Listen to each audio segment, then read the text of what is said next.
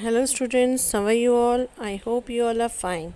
So my dear students, in last class we have discussed about how to derive a formula of national income, and today we will start the national income. See, in this class we will see the methods of computation of national income. So there are three methods for calculating national income, that is income method, expenditure method and production or value added method. In this class we will study about only income method. ठीक है, तो one by one हम सारे methods national income को find out करने वाले पढ़ेंगे. See here, first is income method. Income method, and first of all we'll see the NDPFC. What is NDPFC? Net Domestic Product at Factor Cost. First of all we will calculate NDPFC to find out the national income. National income को find out करने के लिए हमें NDPFC को find out करना पड़ेगा, और NDPFC को find out करने के लिए formula क्या होता है? Operating surplus plus compensation of employees plus mixed income of self employed. Okay, अगर आप पूछो आप लोग कि what is operating surplus. Operating surplus बेटा वो होता है जिसमें rent plus interest plus profit plus royalty include होती है, जिसमें हम किसी भी चीज़ का रेंट लेते हैं, इंटरेस्ट जो हमें मिलता है वो इंक्लूड करते हैं, profit and royalty. Now what is royalty? Royalty is the suppose rent है, हम किसी अपने घर का रेंट या अपनी शॉप का रेंट या anywhere we are taking the rent. ठीक है, किसी भी चीज़ का हम रेंट लेते हैं, किराया लेते हैं, दैट इज़ कॉल्ड रेंट. और रॉयल्टी वो होती है जैसे कि सपोज़ शूटिंग करनी है फिल्म वालों ने ताजमहल पे जाके, तो वो ताजमहल रॉयल प्लेसेस पे जा कर के जब वो थोड़े टाइम के लिए अपनी जो भी उन्होंने सेलिब्रेट करना होता है, they will celebrate over there, they will shoot over there, वहाँ पे जो वो उनको देते हैं उसको रॉयल्टी कहते हैं. ठीक है, और एक रॉयल्टी वो होती है जो कि सपोज़ हमारा पेट्रोल पंप है या मेरी ज़मीन में पेट्रोल है. ठीक है, तो जो मेरी ज़मीन से सपोज़ ऑयल है, मेरी ज़मीन से ऑयल निकल रहा है, तो वो जो ऑयल मैं ज़मीन से दूंगी, दैट उसके लिए जो मुझे पेमेंट मिलेगी, दैट इज़ रॉयल्टी. ठीक है, तो ऑपरेटिंग सरप्लस अगर डायरेक्ट आपको क्वेश्चन में नहीं दिया होता तो ऑपरेटिंग सरप्लस फाइंड आउट करने के लिए we should calculate rent plus interest plus profit plus royalty. अगर हमें ये चारों चीज़ें अवेलेबल हैं क्वेश्चन में फाइंड आउट करने के लिए नेशनल इनकम, तो हम वो ऑपरेटिंग सरप्लस पे इंक्लूड कर देंगे. नाउ सपोज़ क्वेश्चन में आपको प्रॉफिट भी नहीं दिया, तो प्रॉफिट कैसे निकालोगे? प्रॉफिट निकालने के लिए भी फॉर्मूला है corporate tax plus dividend plus undistributed profit. तो अगर क्वेश्चन में कॉरपोरेट टैक्स दिया है, डिविडेंड दिया है, अनडिस्ट्रीब्यूटेड प्रॉफिट दिया है, तो आप इन सब को अगर प्लस कर लेते हो तो you will get the profit. Now compensation of employees. अब हमारा ऑपरेटिंग सरप्लस हमें मिल गया रेंट, इंटरेस्ट, प्रॉफिट और रॉयल्टी को प्लस करके. तो अब हमें कंपनसेशन ऑफ एम्प्लॉयज़ देखना है. हमारे क्वेश्चन में कंपनसेशन ऑफ एम्प्लॉयज़ है कि नहीं. कंपनसेशन ऑफ एम्प्लॉयज़ के लिए हमें अगर वेजेस एंड सैलरी दी हुई है plus social security scheme contributed bye employees, मतलब कंपनसेशन क्या होता है? कंपनसेशन वो होता है जो कि सैलरी के साथ साथ जो प्लस दिया जाता है, वेजेस के साथ साथ प्लस दिया जाता है, that is wages and salaries cash में दी जाती हैं, प्लस उसको सोशल सिक्योरिटी से प्रोविडेंट फंड ऐसी फैसिलिटीज़ या ईएसआई की ऐसी मेडिकल फैसिलिटी उसके लिए जो पेमेंट की जाती है, that is called compensation of employees. वो कंपनसेशन एम्प्लॉयज़ को दिया जाता है. तो suppose compensation of employees direct आपको क्वेश्चन में नहीं दिया हुआ, तो वेजेस एंड सैलरी दी हुई हैं, तो you should calculate wages and salary plus social security scheme contributed bye employees plus cash. ये सब अगर आप प्लस कर देते हैं तो you will get compensation of employees. अब आपको कंपनसेशन ऑफ एम्प्लॉयज़ भी मिल गया, plus mixed income of self employed वहीं पे दिया होगा. इन सब को अगर आप प्लस कर देते हैं तो you will get the NDPFC. NDPFC हमने लास्ट क्लास में देखा था कि net domestic product at factor cost को कहते हैं ना.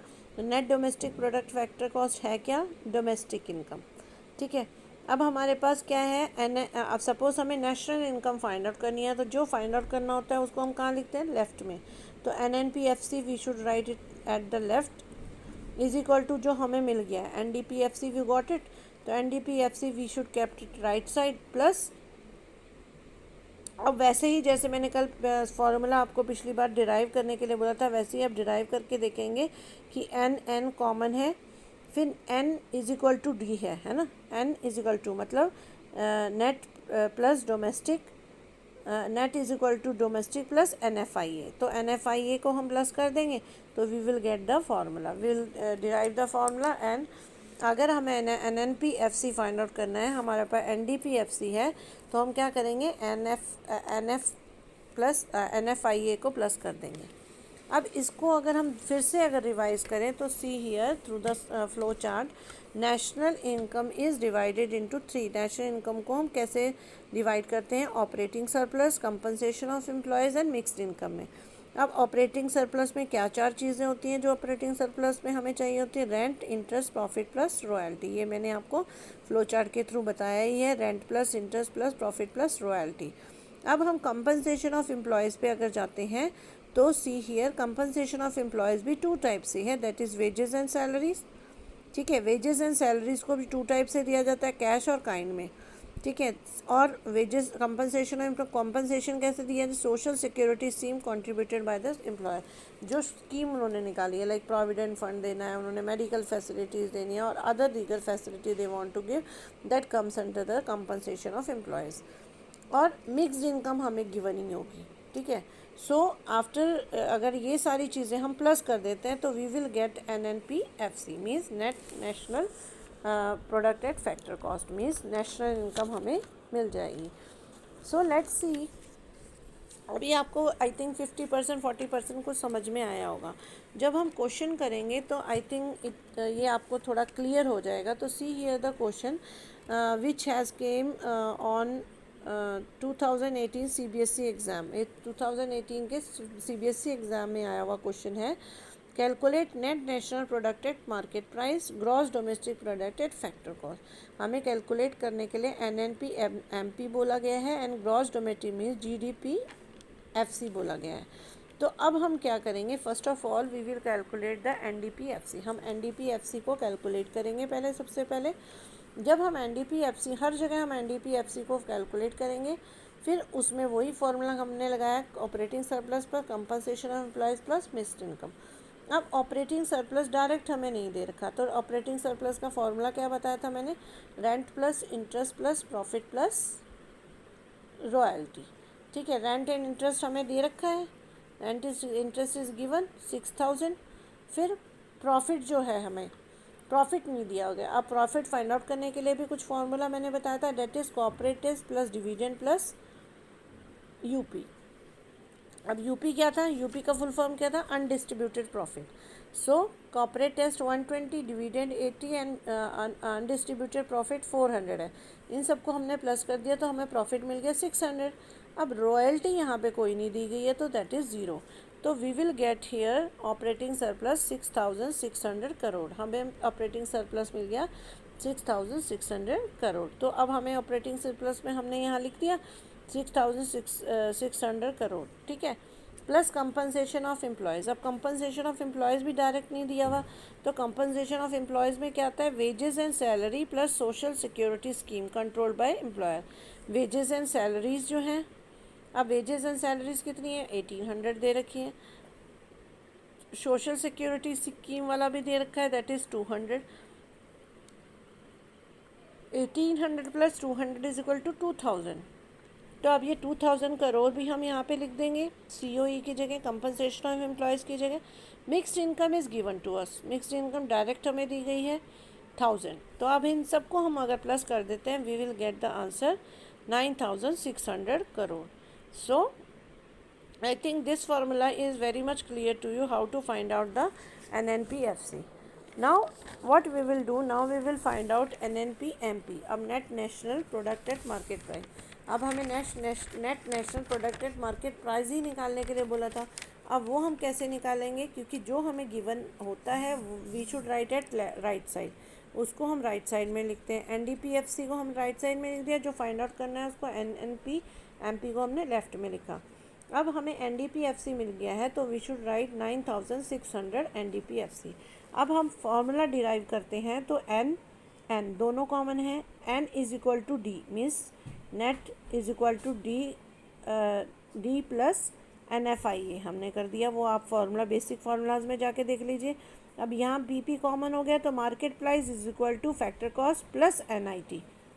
ठीक है, ये आपके बेसिक फार्मूलाज में से डिराइव हुआ है ताकि आपको एकदम से ये लर्न करने की ज़रूरत ना पड़े। तो आप जब भी इसको करें तो अपनी बेसिक फार्मूलाज को अपने पास लिख लें और you should see how I have derive the formula, किस तरीके से मैंने फार्मूला डिराइव किया था। अगर वो आपको आ गया तो it will be very easy for you to find out any type of question. Now next is gross domestic product at factor cost हमें फाइंड आउट करनी है। So it is equal to NDPFC plus depreciation. अब depreciation वही हमने देखा G is equal to N किया था हमने, gross is equal to net plus depreciation हमें लिखनी पड़ेगी, है ना।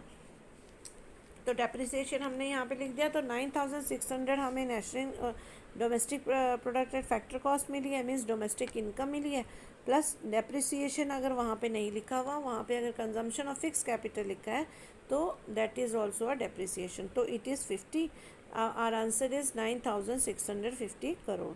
So I think it is very much clear to you this question. If there will be any problem, you can call me, you can text me message anytime, and see this video once or twice. Thank you. Have a nice day.